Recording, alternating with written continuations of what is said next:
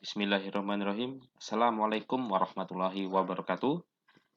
Pada video ini, saya akan mencoba untuk berbagi pengalaman dari diri saya sendiri terkait bagaimana cara atau trik publikasi internasional terindeks Scopus bagi pemula dan memiliki keterbatasan dalam berbahasa Inggris.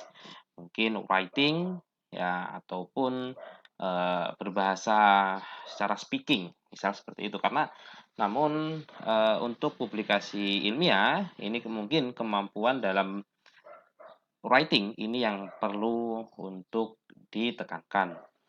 Namun saya akan mencoba bagaimana pengalaman saya terdahulu pertama kali dalam menulis publikasi internasional. Jika rekan-rekan semua yang menonton video saya ini ingin menghubungi saya, bisa melalui IG saya di Purwo_Setio. Saat ini saya sebagai dosen di Universitas Muhammadiyah Kalimantan Timur dan sebagai PhD student di Mahidol University Thailand. Di sini ada artikel saya yang pertama. Ini terbit di Scopus Q4 pada Januari 2020. Ini artikel saya yang pertama kali. Terus pada tahun yang sama, ini saya juga terbit di jurnal yang sama, namun ini di bulan April, yang sebelumnya Januari. Kedua artikel saya ini berasal dari data sekunder, jadi analisis data sekunder. Dan keduanya saya sebagai penulis pertama. Oke, kenapa saya menulis artikel ini? Sebetulnya ini adalah sebuah keperluan saya untuk saya melakukan studi lanjut. Dan memang tuntutan dari tempat kerja untuk menulis publikasi ilmiah terindeks Scopus. Pada saat saya ingin menulis publikasi ini, saya berpikir, waduh, saya tidak bisa nih writing, sama sekali saya tidak bisa. Akhirnya, dalam artikel yang pertama, saya menulis dalam bahasa Indonesia. Nah, ini based on true story saya. Yang pertama, saya tidak paham sama sekali grammar. Apa itu past tense, atau mungkin present tense, mungkin present continuous. Saya tidak tahu apa itu, bagaimana cara menulisnya. Dan yang kedua, tidak tahu bagaimana cara menulis publikasinya. Yang ketiga, ini. Jadi, karena saya memiliki keterbatasan ini, jadi saya mencoba untuk menggandeng rekan yang sudah pernah menulis artikel internasional. Ini untuk mensiasati permasalahan yang kedua. Untuk mensiasati permasalahan yang pertama, saya mengajak rekan saya yang bisa berbahasa Inggris. Jadi, di artikel saya yang pertama, saya menulis dalam bahasa Indonesia. Terus saya minta bantuan ke rekan saya untuk mentranslate-nya. Ya, itu gratis. Atau mungkin Bapak Ibu mungkin bisa saja menggunakan jasa translate juga bisa. Namun yang saya tekankan adalah konten dari artikelnya harus berkualitas. Ini tidak tahu bagaimana cara menulis, makanya saya mengajak rekan saya yang pernah publikasi internasional. Dengan mengajak rekan yang pernah penelitian dan publikasi internasional, maka kita akan tahu bagaimana cara menulis yang baik. Gitu ya. Ini sedikit gambaran di artikel saya yang pertama, submit di April 2019, di accepted-nya itu 2 bulan setelahnya, di Juni. Publish di Januari. Ini dengan bantuan translator. Dengan teman tadi ya, jadi saya tulis bahasa Indonesia, terus saya konsulkan ke rekan saya yang pernah menulis publikasi internasional, terus saya translatekan. Yang kedua, artikel yang kedua ini saya submit Juli 2019, accepted Januari 2020. Publish-nya April 2020. Kita lihat di sini Juli sampai Januari ada sekitar 6 bulan lebih artikel saya ini proses. Kalau yang pertama dia hanya 2 bulan. Karena kontennya bagus, terus bahasa Inggris ditranslatekan. Tapi yang kedua, kontennya ini kalau saya anggap sudah bagus, tapi saya mencoba untuk menulis sendiri. Saya translate sendiri pada awalnya. Karena saya berpikir kalau saya berikan ke rekan saya mentranslate, sampai kapan saya, ketergantungan. Jadi saya harus belajar juga. Jadi karena keterbatasan bahasa Inggris, saya mencoba translate sendiri, maka di sini lama, revisinya. Di sini saya kadang menggunakan ini ya, sambil membuka catatan, grammar, sambil membuka Google Translate, sambil membuka aplikasi translator, semua saya buka. Nah, biasanya gini, kalau publikasi internasional, dia itu umumnya itu menggunakan past tense, ya. Jadi misalnya, masa lalu, masa lampau, ya, itu sering seperti itu. Keduanya ini free of charge, ya, free of charge. Eee, Dia gratis.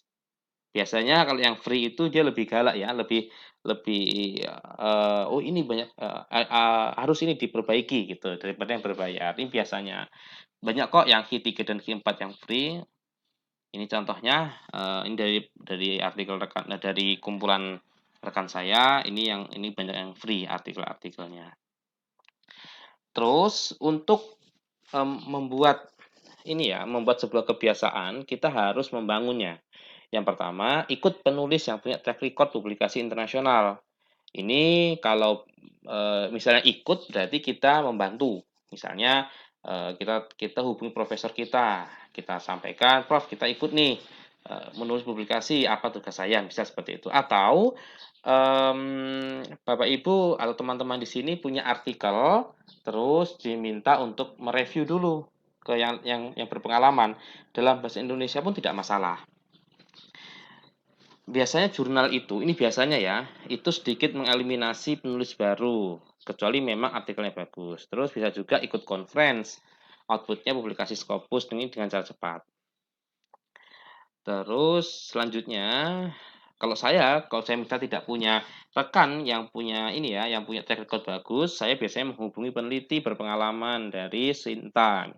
Jadi kan ada itu pemeringkatannya. Jadi saya hubungi, saya email atau saya cari Facebooknya, cari kontaknya, baru saya ajak penulisan. Tapi upayakan artikelnya itu sudah jadi ya Bapak Ibu, teman-teman di sini, sehingga orang itu mau untuk menanggapi. Kalau kita tangan kosong, biasanya orang itu ya juga males gitu, kayak kelihatan kelihatan tidak tidak niat gitu. Jadi kalau bisa nulis dulu, baru cari rekan. Dalam bahasa Indonesia tidak masalah. Ini beberapa alasan kenapa artikel di-reject. Ini pengalaman saya. Yang pertama, penulisan artikel sulit dipahami. Nah, ini kayak saya yang tadi, artikel saya yang kedua itu saya nulis bahasa Inggris semampu saya, ya semampu saya. Jadi membahasakan bahasa Inggris secara tekstualnya saja gitu. Jadi tidak ada konektor, tidak, subjek verbnya nggak tahu yang mana, terus, grammar-nya acak-acakan. Nah, ini kadang kadang membuat juga di-reject. Biasanya, diminta untuk dari reviewer itu meminta kita untuk menyewa translator atau mungkin di-proofreading terlebih dahulu. Yang kedua, kenapa di-reject? Kebanyakan artikel ini tidak sesuai dengan panduan daftar tilik. Nah, ini contohnya daftar tiliknya Stroop.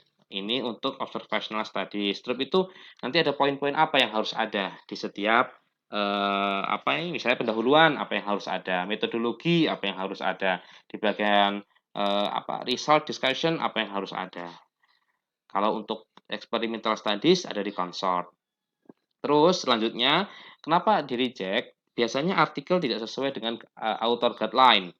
Pelajari gaya selingkungnya, bagaimana penulisannya. Terus yang terakhir, biasanya respondennya sedikit, ini juga juga kemungkinan besar untuk di-reject. Tapi tidak tidak semua ya. Biasanya experimental studies itu sedikit pun juga diterima biasanya. Ya ini kalau di kuantitatif ya.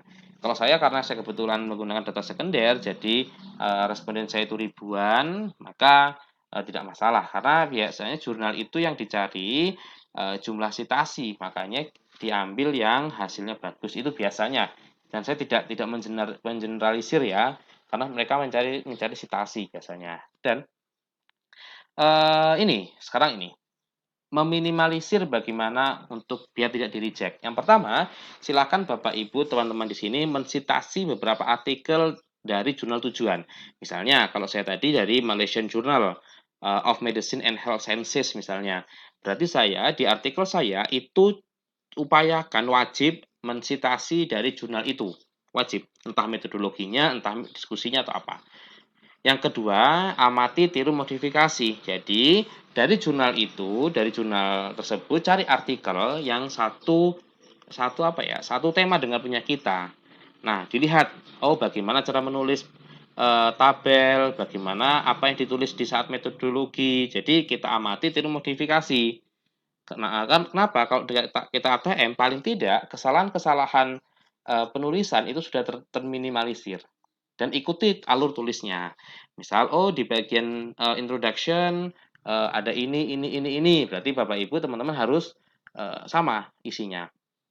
Upayakan juga outdoorsnya, penulisnya lintas institusi, jangan hanya satu kampus. Akan lebih baik juga lintas negara. Atau bisa juga mahasiswa Indonesia yang kuliah di luar negeri. Jadi affiliation-nya itu dia beda institusi atau beda negara ini bagus. Ya. Selanjutnya ajak peneliti yang lebih berpengalaman. Ini wajib ya, biar tahu mana yang kurang, mana yang salah, seperti itu. Gunakan aplikasi grammar check, misal Grammarly dan lain sebagainya. Nah, ini upayakan ketika rekan-rekan di sini mendapatkan revisi, maka upayakan pula fast respon untuk merevisi. Misalnya, ketika hari ini mendapatkan jawaban dari reviewer, biasanya nanti akan diminta mereka akan meminta balasan apa namanya ya, balasan dari kita dulu. Jadi kayak kayak apakah kita sudah menerima artikelnya gitu. Nanti sampaikan saja bahwa I will revise as soon as possible misalnya, atau kalau kalau berani besok atau 2 hari lagi saya akan mengirim kembali gitu. Jadi semakin cepat revisi, semakin cepat semakin editor tuh senang ya dan akan semangat. Nah, ini dulu pengalaman saya itu, saya di artikel yang kedua itu karena saya sudah malas, jadi saya tidak merevisi. Ya, jadi tapi setelah masuk ke batas akhir dalam revisi, 2 minggu kemudian saya di-email kembali, saya diberi waktu kembali untuk merevisi, gitu ya. Nah, itu karena mungkin dari datanya yang bagus atau seperti apa saya juga kurang tahu, tapi seperti itu ceritanya. Selanjutnya, analisis multivariat ini kalau wajib ini kalau untuk yang kuantitatif dan ikuti alur penulisan. Selanjutnya, tidak bergantung pada orang lain. Ya, jangan sampai begini, Bapak Ibu penulis, tapi ya udah saya percaya kamu deh, nggak usah, jangan sampai ya. Jadi kemauan itu akan mengalahkan kemampuan. Terus mengajak orang lain yang berpengalaman, namun ini tidak menjamin accepted, namun setidaknya kita tahu bagaimana cara menulis.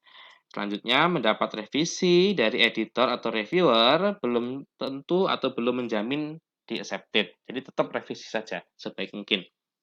Contoh ini daftar tiliknya. Stroke ini misal title abstrak apa isinya. Introduction misalnya di bagian introduction explain the scientific background and rationale for the investigation being reported misalnya seperti itu. Nah, di methods ini harus ada study design, settingnya terkait tempat ya, waktu ini harus ada. Biasanya kalau kita hanya menulis study design sama setting aja ya, tapi kadang kita melupakan biasnya, effort to address potential source of bias. Terus misal, variabelnya kita harus menuliskan definisi operasionalnya di sini.